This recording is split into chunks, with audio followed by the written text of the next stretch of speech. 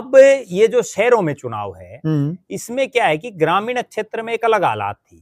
जब विधानसभा के चुनाव थे तब हालात क्या थी कि कुछ एक हल्के ऐसे थे जहाँ इनेलो का भी अच्छा खासा प्रभाव था, बिल्कुल इक्का दुक्का हल्के ऐसे थे जहाँ जेजेपी के भी मजबूत सिस्टम था, इक्का दुक्का हल्के ऐसे थे जहाँ आम आदमी पार्टी भी जो है ठीक ठाक हालात में थी। सही। और कांग्रेस के नेताओं के ये दिमाग में था कि हमारी तो आंधी चल रही है, बिल्कुल, इसलिए वो सारा सिस्टम इकट्ठा नहीं हो पाया। और वो इकट्ठा नहीं हो पाया तो हालात ये बनी कि बीजेपी तीसरी बार राज में आ गई। बिल्कुल, वरना बीजेपी अपने दम पर थोड़ी आई है, बिल्कुल, वो तो ये जो है वोट का बिखराव की वजह से भारतीय जनता पार्टी आ गई। सही बोले। अब वही सेम सीन शहरों में है। शहरों में हालात इससे जुदा इसलिए है कि शहरों में ना तो इनेलो का कोई बहुत लंबा चौड़ा खेल, ना जेजेपी का कोई बहुत लंबा चौड़ा खेल, आम आदमी का भी हरियाणा में अभी तक कुछ नहीं बन पाया है। और विशेषकर शहरों में जो चुनाव परिणाम जो दिखा रहे हैं कि कुछ भी नहीं हासिल कर पाई जी, जो कुछ एक वोट आए वो ग्रामीण सीटों पर ही ज्यादातर आए हैं उनको। बिल्कुल।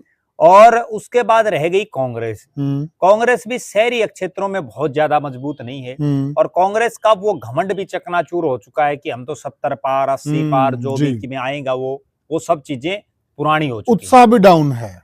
अब हालात ये है कि अब सबकी मजबूरी है बीजेपी को रोकना जी। और उस सब की मजबूरी में अभी जो जैसे ही ये नगर निकाय के चुनाव डिक्लेयर हुए तो उससे पहले ही भारतीय जनता पार्टी ने तो ये घोषणा कर दी थी कि हम चुनाव चिन्ह पर चुनाव लड़ेंगे। मेयर का भी लड़ेंगे और एमसी का भी लड़ेंगे जी। और उसका कारण भी ये कि वो सत्ता में है। जो भी पार्टी सत्ता में होती है तो नेचुरल बात है उसको इन जो छोटे चुनाव है इनका फायदा कहीं ना कहीं मिलता है।